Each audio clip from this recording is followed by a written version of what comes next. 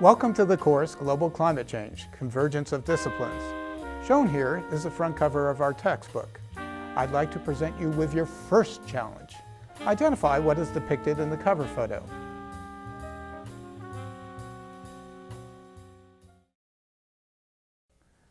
I imagine some of you are disappointed that your instructor is not Al Gore.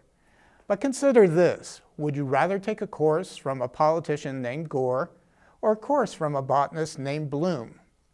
Perhaps it's better that I not know your answer. This video segment will cover three major topics. First, the definition of climate. Second, the rudiments of numerical chart reading. And third, the importance of climate. Let's start out with the distinction between weather and climate. Most of you know that weather involves physical factors such as temperature, humidity, precipitation, and wind speed and direction. Climate is a long-term trend in the weather. In this case, long-term trends means averages over about a decade. As Mark Twain said, "Climate is what we expect, but weather is what we get."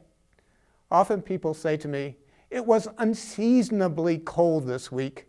Doesn't this disprove global warming? Has it been unseasonably cold this past decade?" In fact, every year of the last decade has been among the warmest 11 years on record, a record that extends 131 years. In descending order, the warmest years are 2010, 2005, 1998, 2003, 2002, 2006, 2009, 2007, 2004, 2001, and 2008. Thus, nearly everyone agrees that global warming is occurring. Is Earth's climate changing? How important is climate? Say I'm planning a wedding and would like to hold an outdoor reception in Davis, California, where I live.